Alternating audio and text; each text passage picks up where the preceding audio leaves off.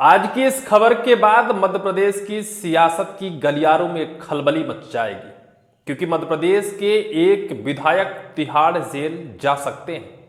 उनके ऊपर 420 का मुकदमा दर्ज हुआ है। दिल्ली एमपी एमएलए कोर्ट ने सुनवाई करते हुए मध्य प्रदेश के इन विधायक के ऊपर आरोप सिद्ध कर दिया है, कभी भी ये जेल जा सकते हैं।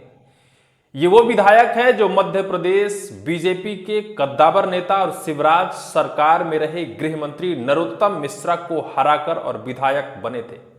इनके ऊपर आरोप है कि इन्होंने अपनी मां के नाम से सहकारी ग्रामीण बैंक में एक एफडी रखी थी, फिक्स डिपॉजिट रखी थी, जिसकी अवधि 3 साल की थी। 13.5% उसमें ब्याज मिलने थे, लेकिन इन्होंने उस वक्त जिला सहकारी कृषि ग्रामीण बैंक अध्यक्ष होने के नाते उसका फायदा उठाया, जालसाज तरीके से दस्तावेज में हेराफेरी की और लगातार हर साल उस ब्याज को अर्जित करते रहे, जबकि फिक्स डिपॉजिट की मैच्योरिटी और उसका ब्याज एक साथ मिलता है। लेकिन रसूख और पावर का इस्तेमाल कर आदरणीय अध्यक्ष महोदय राजेंद्र भारती, वर्तमान दतिया जिले के कांग्रेस की तरफ से विधायक और तत्कालीन जिला सहकारी ग्रामीण कृषि बैंक के अध्यक्ष होने के नाते अपने पावर का इस्तेमाल कर एफडी से लगातार हर साल उन्होंने उस अपने रकम की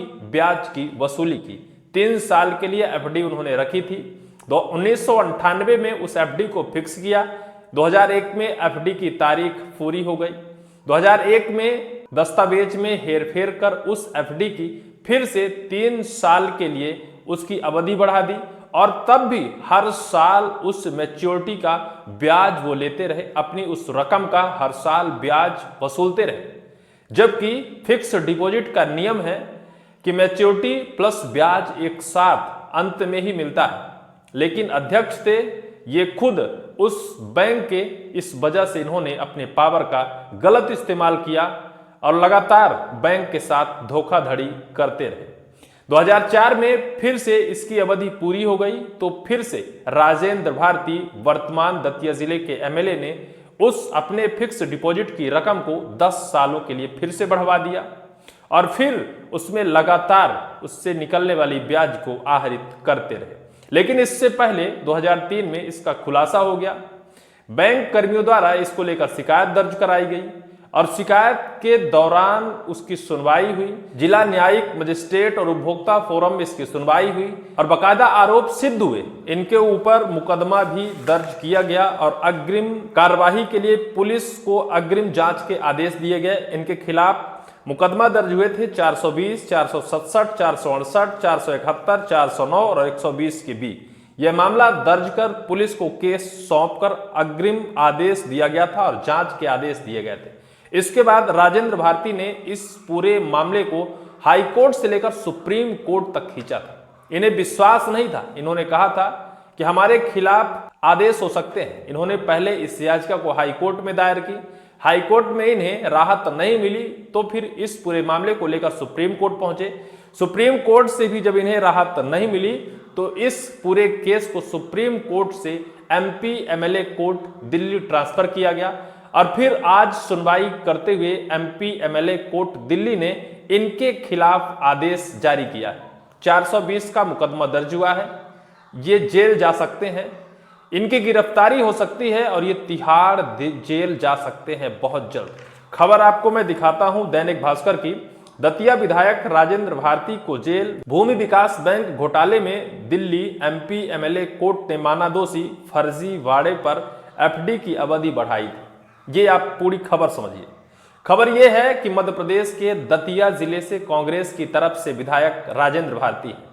वो 2023 विधानसभा चुनाव में भारतीय जनता पार्टी के कद्दावर नेता और मध्य प्रदेश के पूर्व गृह मंत्री नरोत्तम मिश्रा के सामने कांग्रेस की टिकट से चुनाव लड़ा था और जीत भी दर्ज की थी।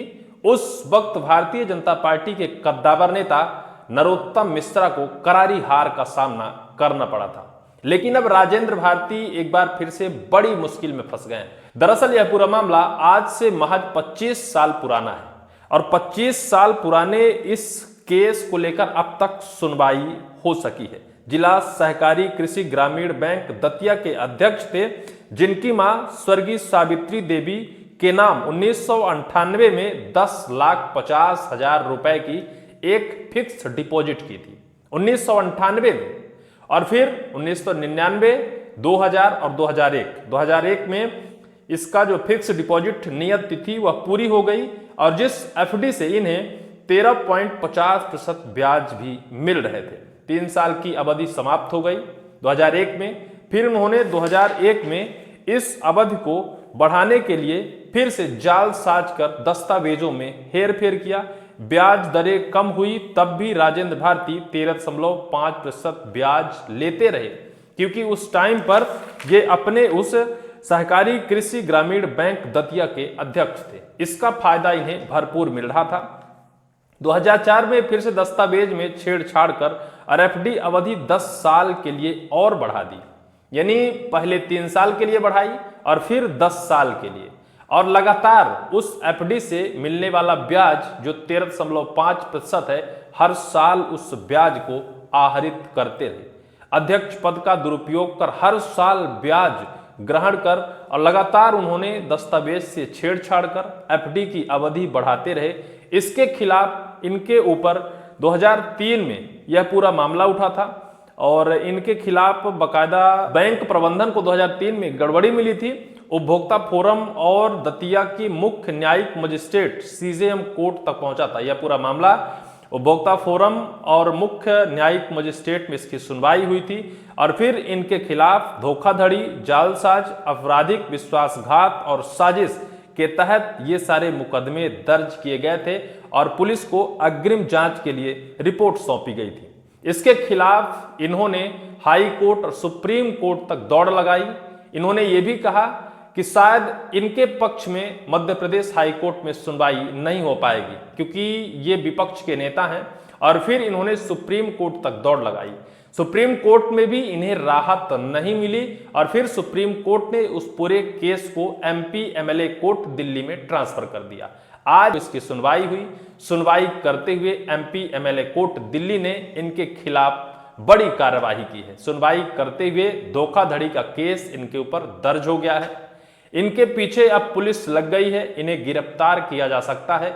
खबर यह है कि बहुत जल्द ये सलाखों के पीछे जा सकते हैं। मध्य प्रदेश कांग्रेस को एक बार फिर से तगड़ा झटका लगा है, क्योंकि उनके एक विधायक 420 के मुकदमे में जेल जा सकते हैं, क्योंकि उन्होंने अपनी मां के नाम 10,50,000 रुपए के एफडी की रकम में लगातार अवधि को जालसाज तरीके से बढ़ाया था। 3 साल की अवधि को 15 साल कर दिया था।